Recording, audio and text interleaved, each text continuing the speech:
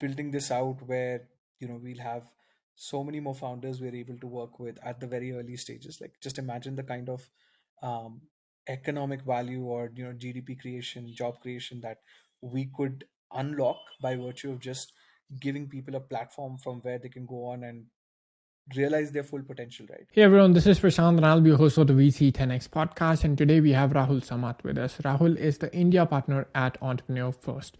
In this episode, we talk about how does the Entrepreneur First model work, who can apply, how is the program structured, the dedicated India push, and a lot more. So without wasting any time, let's dive straight in. Hey Rahul, how are you doing?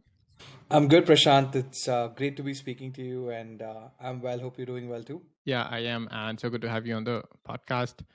And I was reading about Entrepreneur First, and it's really exciting. Very international organization operating across the globe. And recently, we have seen this dedicated India push coming in, where you were appointed as a partner. So congratulations on that one. And we'll be talking about the entire story about that. But to start things off, can we talk about your story and how you got this role of entrepreneur first India partner? Absolutely. Absolutely, absolutely. So, I come from having spent some time at Swiggy. The last 6 years of my career were in the leadership team there, and I was building a private brands business inside Swiggy, which is Swiggy as a marketplace creating its own supply, and this happens over the evolution of most marketplaces. So, for example, as you've seen, you might have seen Netflix run its own original content the same way Swiggy has got its own original content. And in the realm of food marketplace, original content is basically food brands effectively, right? So I was fortunate to be at Swiggy and build a fairly large private brands business which was operated on the cloud kitchen model. And that's what I was doing for the last 6 years. And before that, I had a food tech startup of my own. So I was doing cloud kitchens back in 2015, when clearly very very early on, like cloud kitchens over the last few years have been the rage. But we were on that model fairly early, and I started my career originally in the world of financial services at a couple of banks. One investment bank, one fairly large consumer bank, and so started my career in strategy and in the world of finance basically, and then navigated to entrepreneurship because that was a passion, including a passion for food, and was able to build fairly large businesses in the realm of that. And then now come to this beautiful accelerator. Actually, wouldn't necessarily call us as accelerator. We're talent investors, which is this very very early stage investing model where we have the chance to work with founders you know very early on. So when I say early, I mean as early as pre company, and definitely even pre idea, right? So this is as early as it gets, and more than happy to jump into that. But that's been my journey, which is being an entrepreneur and built some businesses, and now fortunately working at another business. And we are a startup basically. We raised a series C last year, and so here again building at EF India and building a very interesting operating model where we get the chance to work with founders extremely early. Yeah, that's a very interesting model. And while I was researching for this episode, I came across this term very often, talent investing, right? So, Yes. what is this all about, talent investing, and how are you making the investments even before an idea is there, right? Yeah, great question, right? So we've effectively created this category called talent investing because we come in um, well before an traditional early stage investors do. So what I mean by that is, you know, if you look at an entrepreneur's journey, you start out with um, wanting to be an entrepreneur. You aspire to be an entrepreneur, so you make this career choice, and then you figure the GTM, so to speak, right? Like, which is like, how do you actually make that happen, make that career choice happen? And that involves figuring out what kind of industry you want to build a business in, what your what business do you want to build, like what thesis you're working or operating offer, and like which customers you want to build for, etc. All this comes way after actually making the choice of wanting to be an entrepreneur. That's where the journey starts. And our worldview at EF is that the journey from this point where someone makes the choice to or the career choice, so to speak, all the way through to where a traditional investor comes in, that journey is very hard, right? That journey of figuring out what to do and who to build with, what to build, even, right? Like, are you building something which has a lot of takers? Like, is this a problem which is relevant? Is there a paying customer for this problem or not? All of that is a very hard journey, and our worldview is that a lot of people don't make it to the stage where the business is even, let's say, relevant for a seed stage investor to be investing in, because the journey is so hard. And so, if we're able to offer support at that very early stage of going from aspiring to be an entrepreneur to actually getting to a point where there's a business in place, which has product market fit, if we're able to support in that journey, there'll be more companies that are formed, there'll be more entrepreneurs who will get on this difficult path. And that's where we operate. That's where we go about, with our program in a very structured way, supporting founders in this pre-seed or even before that journey, basically. Yeah, that's very interesting. And since you're investing even before the company is incorporated, so on what basis is this investment made? Is it like future equity in case you build a company? Because some of them that you take in your program that are talented individuals might not go into Yeah. building a startup of their own, right? Yeah, absolutely right. So, true to the term, talent investing basically means investing in the potential of an individual or the intrinsic talent to be a founder. So, our investment is really purely on uh, the underlying capability, let's say, so to speak, of a person to be a great founder. And we have a very structured way of assessing for that, right? Like, we have a very structured way of evaluating, or looking at certain intrinsics that we think make for a great founder. And we go about our business in a way where we make these investments in people before they've even created a business. And like you rightly said, some of them don't go on to create a business which would scale or be a high impact startup. And that's a part of the operating model, so to speak, which is not all investments in people or in talent are going to lead to companies, but a large percentage of those will lead to companies that go on to create a lot of impact. And that's where we optimize in making sure that people are on the right relevant journeys for each of them, right? So to answer your question, the talent investing is down to us having the conviction that an individual can be a great founder, and we've got a way to assess that. So we have an application form, we've got a set of interviews where we go about understanding what a certain individual has accomplished in the past. We look for a few traits, right? Like, these traits could be behavioral in nature, they could be intellectual in nature, they could be skill based. But once we have the conviction that a certain individual has the potential to be a founder or potential to be a successful founder, um, then we're able to start investing time, resources, which include time, money, in the form of capital, as well as advisory into this individual, and help them along, building their startups, which includes a gamut of things, including finding the right co-founder for them, ideating with them, validating if the idea has merit or not, uh, building going from the concept to an early, minimum viable product, and also working through to product market fit. Understood. And I would like to understand what are like the terms of this investment that is made since there is no company. So is there like a standard deal that you're giving to everyone that comes in? Yeah. So, the way we are structured is, and let's say, let's say an individual applies to the program and clears the selection process, right? Which is the set of selection criteria. They meet the benchmark, and we think that they would be a fantastic founder. They have a lot of aspiration. They have a lot of potential. The investment actually starts with them. In terms of time, it actually starts even before they apply, but monetarily speaking as well, the investment starts from when they join the program. So there's a monthly stipend that we offer for them to participate in the program. Now, what this would effectively mean is, you know from day zero, which is from when they've joined the program, there is a monetary investment in them. So they're able to focus on, building without having to worry about, let's say, like food or rent or some of these basic needs that an aspiring founder might have. Which effectively means that they're not dipping into their savings. They're going about building from day zero with financial backing. And this is like a monthly stipend that we invest in them. And then once we get a chance to work with them for a period of about, I'd say, 12 to 14 weeks, at that point, we've helped them figure who the right co-founder for them is. We've in the program, we've curated a pool of exceptional individuals coming from very different skill sets, right? So you might in the program have some founders who come from a technical background.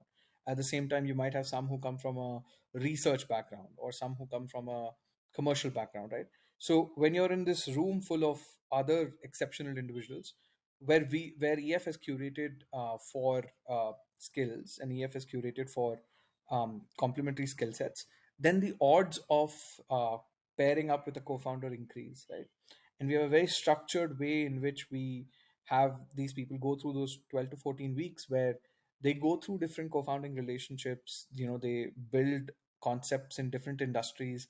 They validate if a certain concept has potential or not. They even are able to objectively assess if their co-founding relationships are working, if there's enough productivity between two founders. And at this 12 to 14 week point, about halfway into the program is where we would write a pre-seed check in some of those teams that are showing the right productivity, that are going after a concept that could potentially be a high impact business or a startup with global impact. And so typically that's a standard deal that we offer at that 14-week point.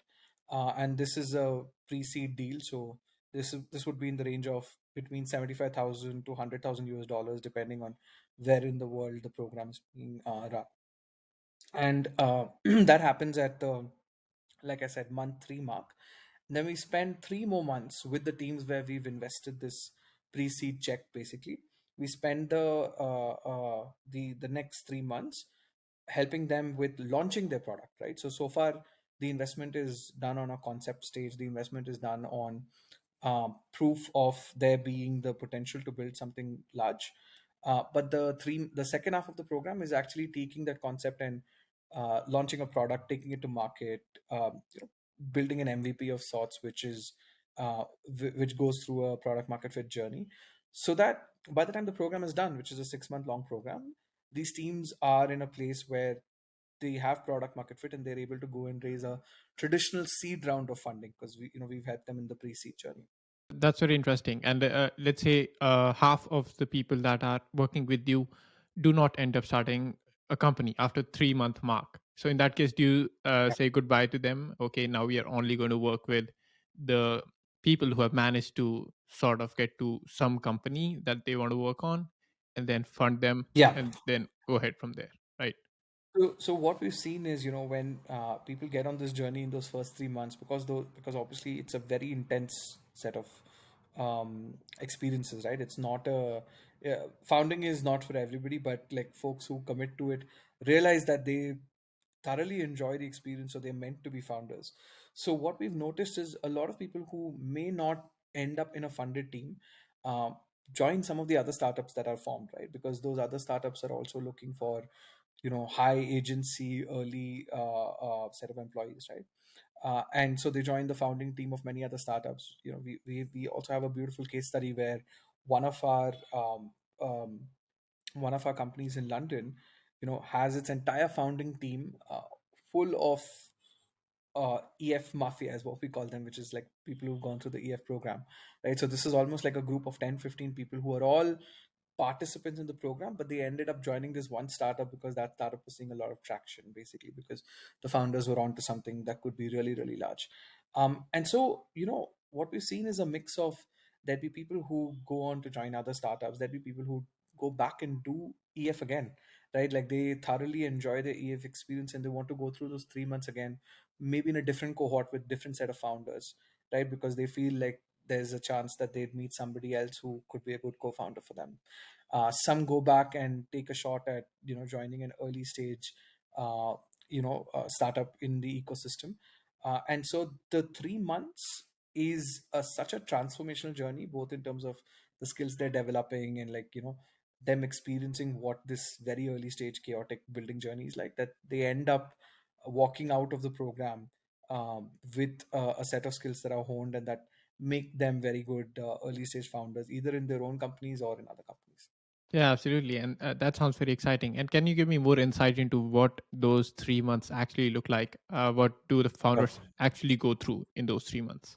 So, to start with, when the program kicks off, these founders are joining a group of other individuals like them who've gone through a very, very selective process, right? So, we see a bunch of applications, and a very, very small percentage, like very low single digit sort of acceptance rate is what we see. But the more important thing to focus on here is that, it's the quality of founders who are there, and that quality of other potential prospective founders are all at the same life stage.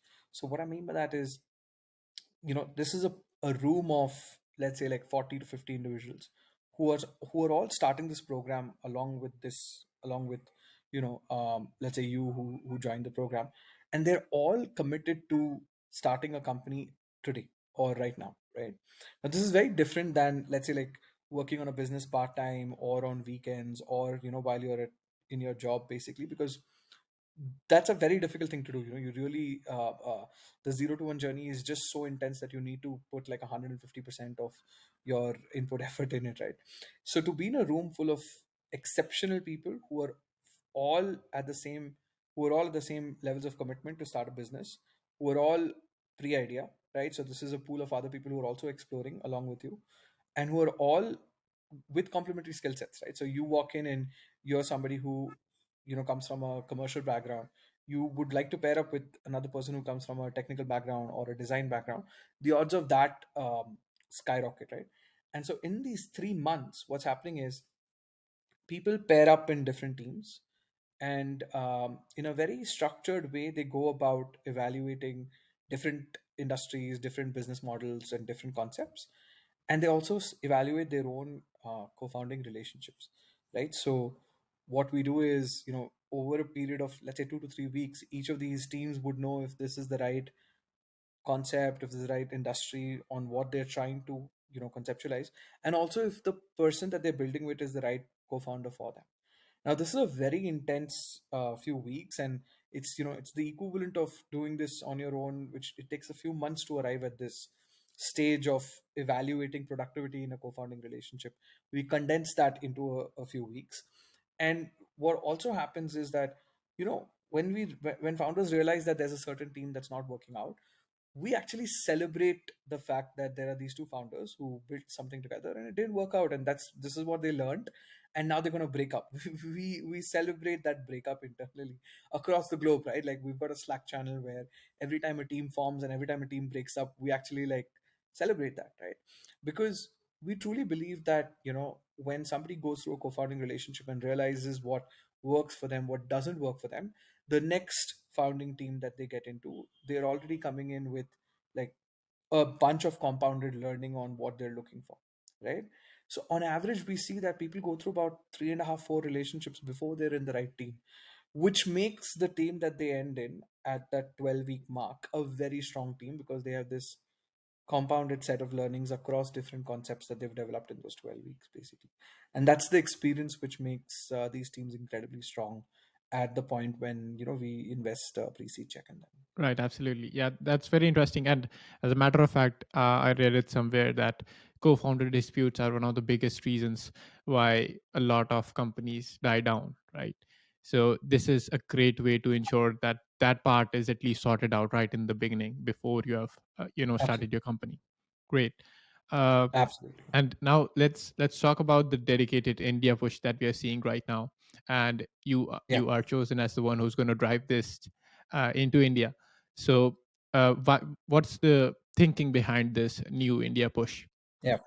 I mean, I think I I wouldn't I wouldn't be it wouldn't be unfair to say that we are in one of the uh, most talent dense economies of the world, and the level of technical talent we have in India is just unprecedented, right? If I'm not mistaken, Bangalore is the second largest developer ecosystem in the world, and also the quality of just pure quality of founder potential or founder talent in our country is incredible, right? we also have a bunch of other macroeconomic things that work very well for India, right? Like the consumption in the country is, on a rise to a point where we've got a lot of this consumption going digital. Over the last 5 years, we've had a bunch of the country come online. Penetration of internet in the country is at its highest it has ever been. So all the factors for India being a country where we can see a lot of technical innovation are on point right now. And so this is a very important ecosystem for entrepreneurial activity. And I think the intrinsics in the ecosystem, both from a geopolitical and a macro perspective, are on point. And so we're very bullish about the kind of value that can be created in India for the world, right? Like we could very easily see in this next decade a lot of important startups being built in India, which will solve problems not just for India but for the world. And we have all the intrinsics to make that happen, including what we believe is the most important, which is support at this very, very, very early stage, right? Like the number of people who aspire to be entrepreneurs, all the way through to the number of companies that are formed and that get a chance to survive. That is, the percentage there is very poor. And so what we're working on is in a very systematic way, we're working on solving for that. And that's where this push for India comes for EF as a global organization. Like you mentioned, we operate in three continents today, and India is a very important market for us, and hence we've increased our investment appetite. We aspire to write more checks in India. The check sizes are increasing. The team that I'm building out for EF India is also scaling up, and we're growing the team because we believe that there are more founders that we can work with than we've done in the past. Absolutely. And one more thing I'd like to learn about is while you're saying that you are accepting a single digit percentage of people that apply to get in. So on what basis are you actually making these selections? What do you really look for in these candidates? So the first thing we look for is a lot of ambition and a lot of drive, basically, or a lot the want to create something very big and very large, and also a bunch of other intrinsics that give us the confidence that this person has the capability to go on and accomplish those lofty ambitions, right? And so this really translates into a bunch of intrinsics that we've learned over the last decade, because EF has been around for 10 years now, on what make for a successful founder. And there are some behavioral traits, there are some skill based traits. All of these basically make for what we believe leads to someone succeeding in this very, very difficult journey, because where you start out with, and like the earlier stages of building have just so much uncertainty, and there's so much that changes, that you need a certain set of traits basically to even adapt to this arduous early journey, right? And this translates into a bunch of behavioral traits and a bunch of you know uh, skill based markers. But the key thing to keep in mind is, like, we are looking for people with a lot of potential and a lot of ambition, and we're basically just looking for evidence that they have this potential and they have this ambition. So when we speak to prospective founders or those who want to be entrepreneurs, we don't ask them, hey, what do you want to build? We don't ask them like what kind of idea, or like what industry do you want to build it. What we ask for is, all right, like, could you tell us how you've are differentiated from your peer group? Like, how do you stand out in your peer group on, let's say, like, certain set of traits and skills, basically, right? So our worldview is that those folks are who stand out within their peer group are the ones who will go on to do incredible things. These are outliers, so to speak, and we're just trying to work with or find these people early on. Absolutely. And I believe you've started in Bengaluru. So I believe it's an in program, in house cohort that goes on in Bengaluru. So Yeah. whoever gets selected needs to move into Bangalore or has to be already in Bangalore. So do you have any plans on maybe targeting more locations within India, or maybe starting a remote program so that anyone from anywhere can join in?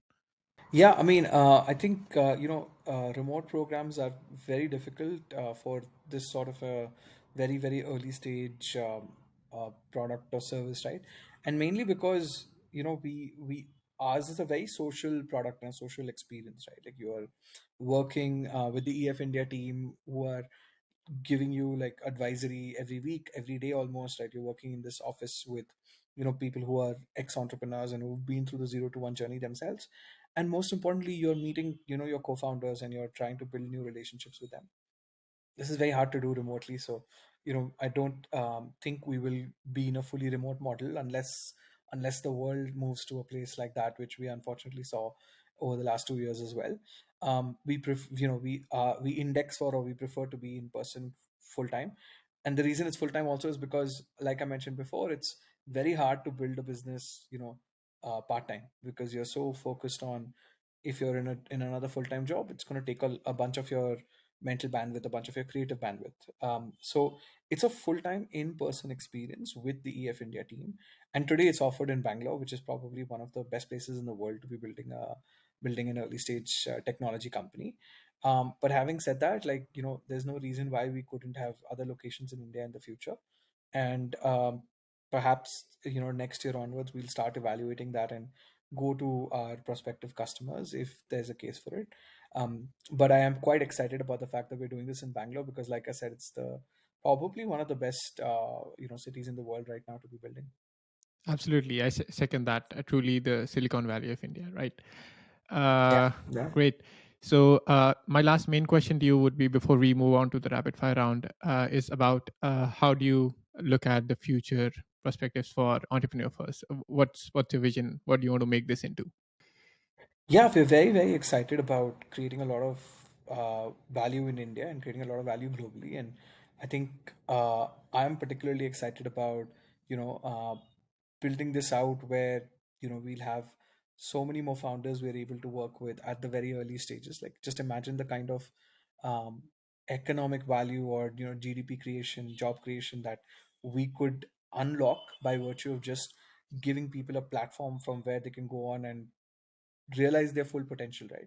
So, like, our fundamental belief is that the world is missing out on a lot of entrepreneurs because of how hard this journey is, right?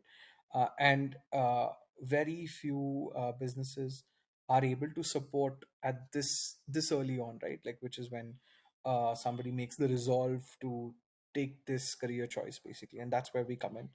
And so I'm particularly excited about building this in India, where we are able to scale to help more founders than we do even today. Our aspiration is to double the kind of investment activity or teams that we've been working with so far in the near future. And I won't be surprised if in 5 years we're able to, like, scale that up even further.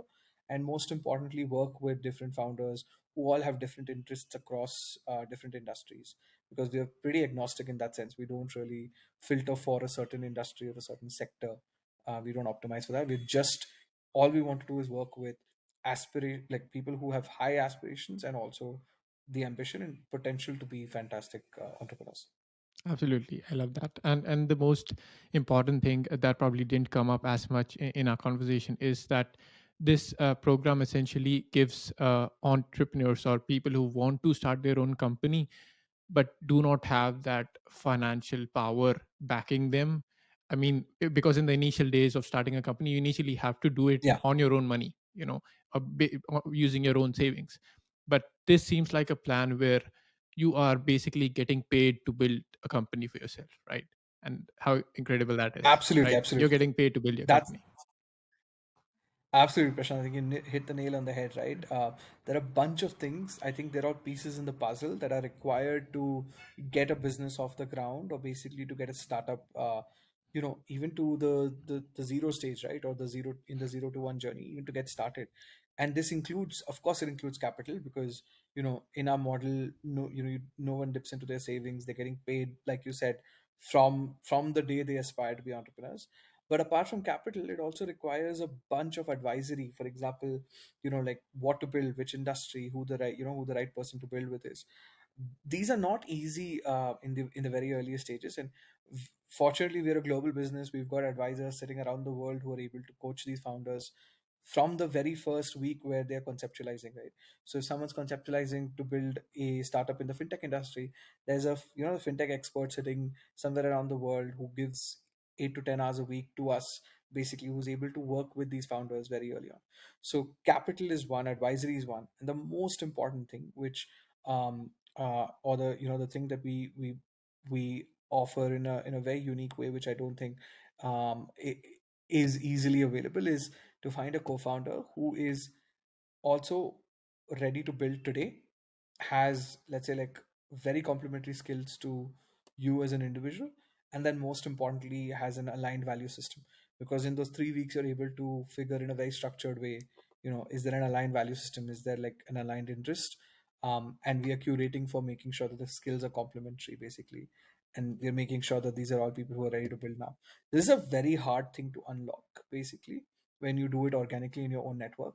And the chance to do this, while you get paid to do it with little to no risk in a condensed 3 month format is, I think, quite a valuable experience.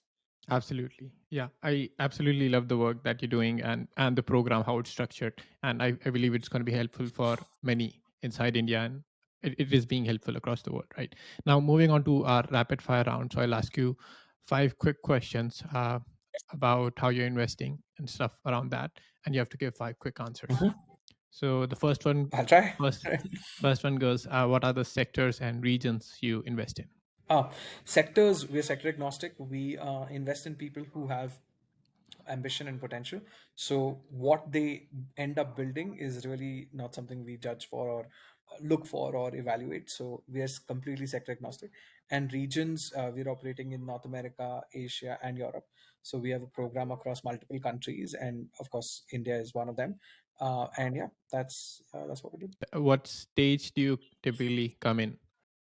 We come in pre-seed. Actually, we come in, very, very early, even before pre-seed, because we start working with founders before they even join the program. We help them first figure if entrepreneurship is the right career path for them. So, oftentimes we start working with founders when they're still evaluating if they want to build a company while they're still in their jobs or in university studying, etc. And that's when we start adding value, hopefully, to these people. And the check size happens at the pre-seed stage. Great. And what's the typical size of this check? This check in India is about 75,000 US dollars. In the UK, it's around 80, 90,000 pounds. So it varies by region, but in the 75 to 100,000 US dollar range. Got it. And where can people interested apply? Well, so if you go to our website, which is joinef.com, joinef.com is the parent website, and there are different applications there for the different sites that we operate in. And if you're also interested in exploring a role on, the EF India team or some of the other EF global teams, then we also have a career section on joinef.com where we list out all the roles that are open, including quite a few in India right now, given our India push. Absolutely. And last question here. Where can our listeners follow you and EF to follow all the updates? So I'm pretty active on LinkedIn, so you can find me on LinkedIn, Rahul Samat, and we've got a EF page on LinkedIn as well, and we post all our updates over there.